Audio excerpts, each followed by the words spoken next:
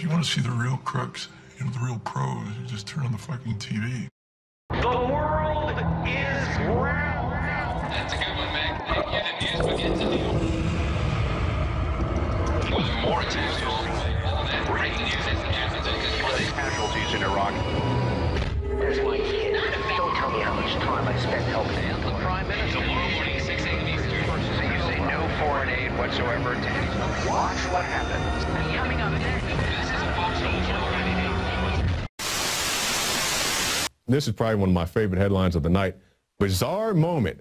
CNN anchors unsuccessfully try to pretend they are not in same parking lot. Well, it's not very bizarre because they do stuff like this all the time. And we'll watch this video right here. You can see, look at the vehicles driving behind. I believe that's Nancy Grace. And look, okay, you saw the red car. Can we scroll that back, guys? All right, you saw the red car. All right, there it goes behind anchor number 1. And here it comes, anchor number 2. And let it keep rolling. You're going to see the same bus drive by. Okay, here comes the bus. There's bus, and there's the bus. So you can see right there they are in the same parking lot trying to pretend that they're on different sides of the city or wherever else, trying to pretend like they have a remote. And actually, Alex Jones made a report about this earlier this year, and we're going to re-air it for you right now. These are aerial pictures here in Harris County, Texas, as we have been watching the better part of this last hour. North Harris campus is on lockdown. This is an active situation. We are not showing you live pictures because of what we may possibly see. The corporate state-run media calls anybody that questions the official propaganda that's pumped out by the government and the dinosaur media as conspiracy theorist. And that's just a way to demonize your opposition and to try to get weak-minded people to not investigate the information that the alternative media is putting out. Now, that said, it doesn't mean that everything the government or mainstream media puts out is a lie. I've gotten a lot of criticism for not coming out and saying that Sandy Hook is an inside job. It has some of the telltale signs of being an inside job, but those are the same signs you will see if the government is simply using the crisis, like Rahm Emanuel has famously said, don't let a good crisis go to waste. Here's a clip of that. You never want a serious crisis to go to waste. And what I mean by that, it's an opportunity to do things that you think you could not do before. Now again, in the last month and a half, I have not come out and said that this was clearly a staged event. Unfortunately, evidence is beginning to come out that points more and more in that direction, and we're going to show you that information in a moment. Now, a lot of the tens of millions of video views on YouTube concerning the Sandy Hook hoax surround CNN and what appears to be people who've been coached, people who've been given cue cards, people who are behaving like actors. And we see CNN criticizing all the witnesses from the helicopter and the news crews and witnesses, adults that saw multiple people being detained who were in camo. We're told, oh, those are 5-year-olds saying that. It's a conspiracy theory. When it's not 5-year-olds saying that, it's adults. It's police admitting that, quote, police officers were arrested from other jurisdictions, creeping around the woods. Something serious is going on here. And CNN over and over again is at the heart of the fishy things that are happening. Now, remember, in 1990, 1991, when the Gulf War started, CNN would send out their raw feeds to their news affiliates, and on it there was clear blue screens on top the roof of CNN Center in Atlanta with their top reporters claiming they were in Israel under sarin nerve gas attack from Scuds. And later they had to admit quietly, this is on record, we're going to show you some clips, that indeed they were in Atlanta, Georgia, and that they were not being attacked by Scud missiles with sarin gas. CBS News got caught scripting videos as well. And there's a lot of examples of this. So let's go ahead and look at those clips. Yeah. Jesus Christ. I'm starting to get real bothered by all this. You ready?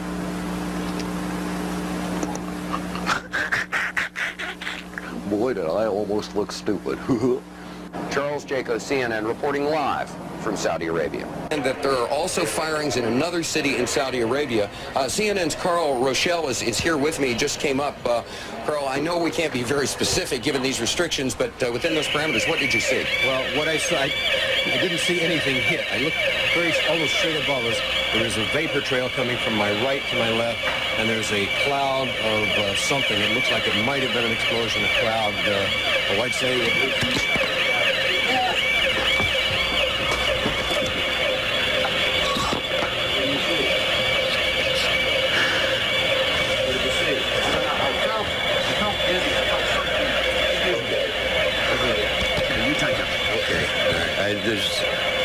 my apologies for he's putting on a gas mask.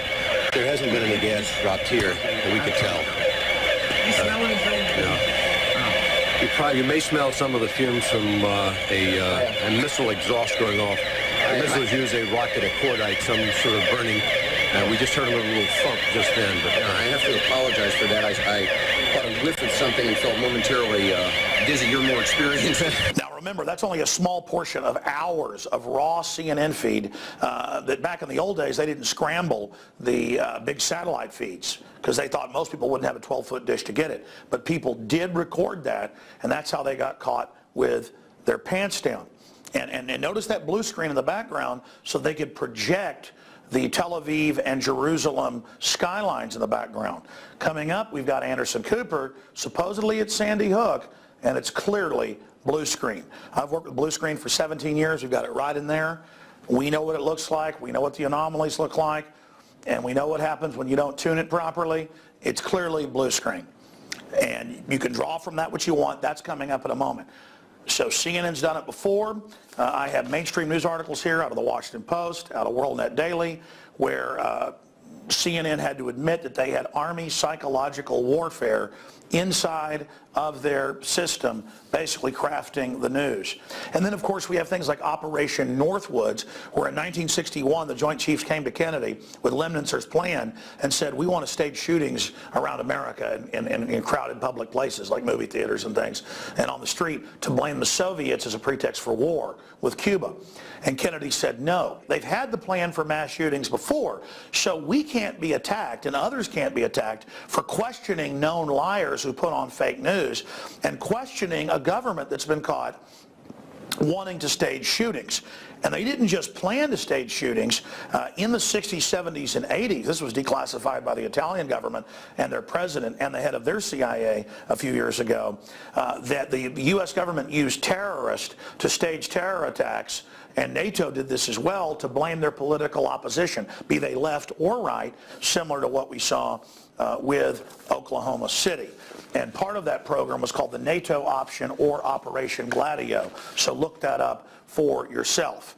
I've also interviewed police officers that were involved in the rescue at Oklahoma City, like Mr. Browning, who's in the award-winning film A Noble Lie, who were threatened by the FBI if they talked about what they knew with death.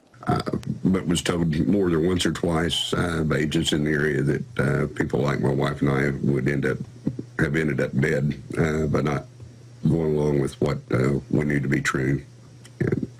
Wow, so you're a decorated Vietnam veteran, police officer, one of the heroes that responded when there could have been other bombs and was thought there were other bombs, and the FBI agents in the police office are telling you do what you're told or you and your wife are dead. And you're saying this on record here, sir. Yes, sir. What did they know about?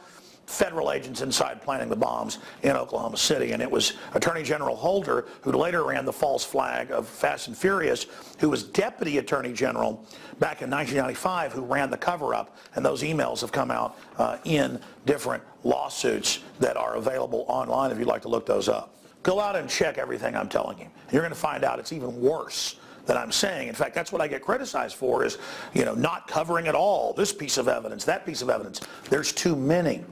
I clearly believe from the evidence children were really killed in Sandy Hook, and it's a real tragedy. But the fact that they're having people script things and that answers are being scripted is incontrovertible. We're going to get to some of that evidence right now. It's believed at this hour, and it's been confirmed to ABC News by state police there in Connecticut, that 2 shooters were initially believed involved in the mass shooting. One of those shooters now dead. What's not been confirmed is whether or not that gunman took his own life or whether or not there was something that ensued after authorities began arriving at the scene. Now, I'm just going to hit a few of the big unanswered questions of Sandy Hook. Just a few. The mainstream media keeps saying conspiracy theorists say there were multiple shooters. Nobody said that but a few poor 5-year-olds who were traumatized.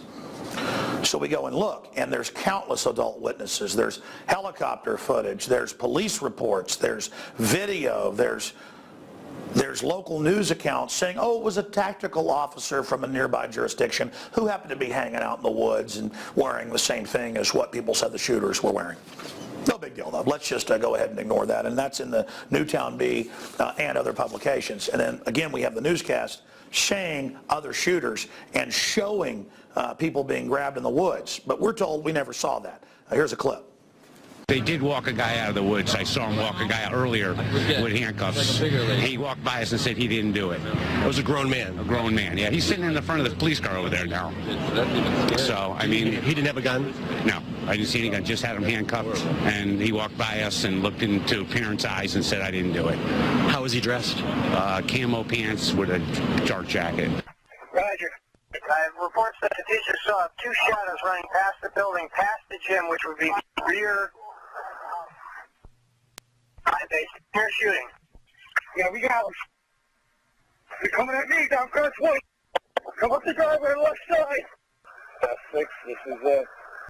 One of the big issues out there that has people asking questions is Robbie Parker, who reportedly lost one of his daughters. And people see the photos out there where it looks like Obama's meeting with all 3 of his children and things like that. And when you watch the footage, I know grieving parents do strange things, but it looks like he's saying, okay, do I read off the card? He's laughing, and then he goes over and starts basically breaking down and crying. So let's show that clip. Family is there, and they're getting ready to come to the microphone, so we'll listen in. Okay.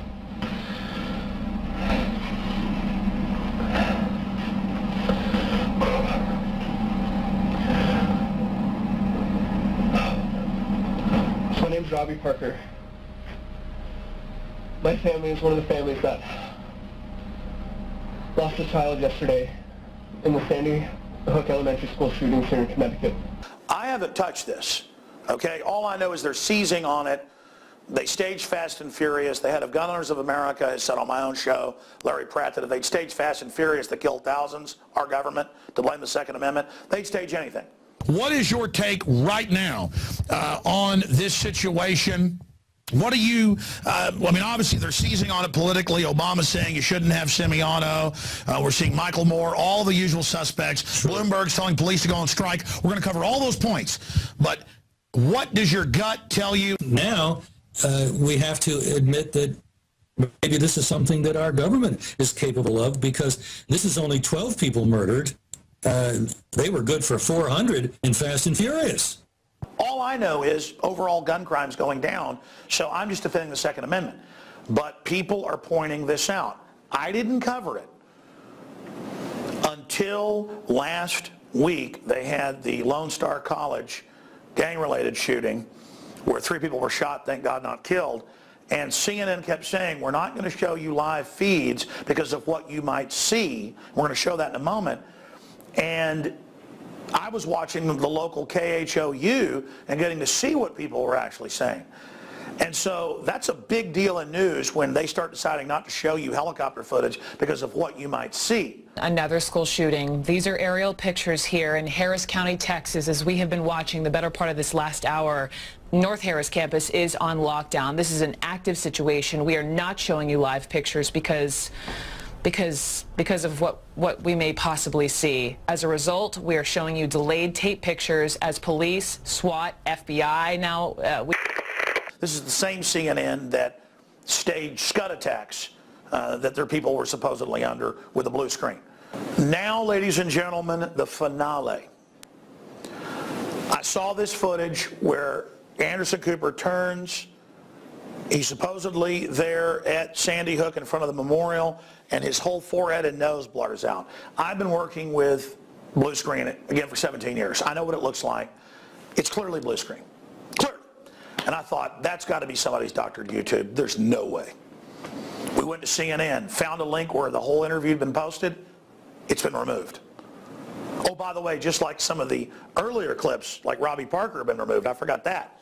So I'm thinking, okay, they took it down. Let me go to archive.org, which is a respected group that puts the archives up, and I found it all unedited right there, exact same footage in high def. And we're going to show you a clip of that right now, full size, and then we'll enhance it and blow it up. All right, folks. Again, when we see these anomalous clips, we actually do our best to go to the source. And the best we can tell, they did post the entire interview after they did it on CNN.com, but it's been removed. But we went to Internet Archive, highly respected archive.org. This is not some, quote, conspiracy site. This is archive.org. They've got an unedited entire interview in 10-minute chunks. That's how they do it. So here it is at the very beginning of this chunk where his nose disappears, and we have blue screen here. It's clearly blue screen. Is there anything else you want to say? Is there anything else you want to say?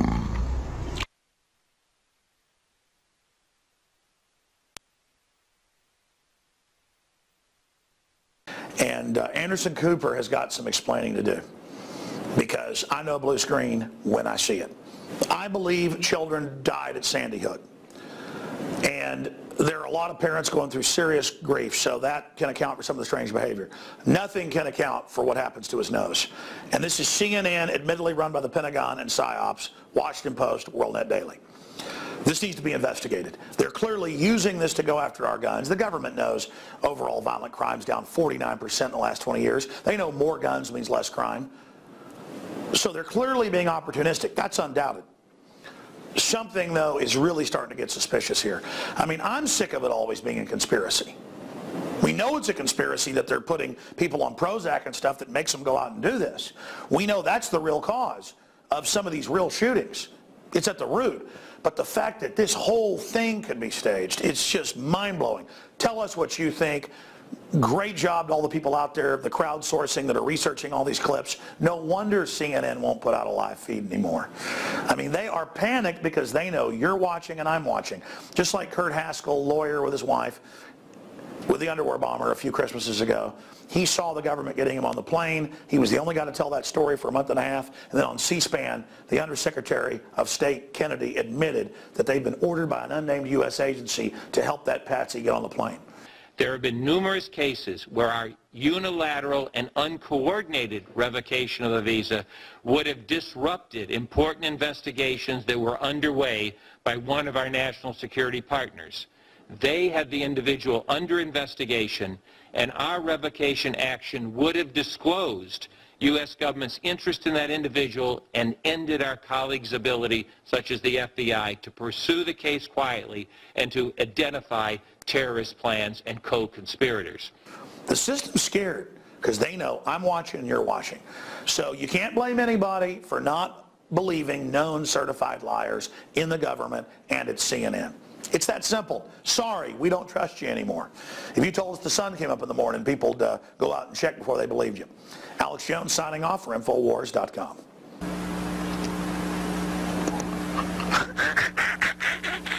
Boy, did I almost look stupid.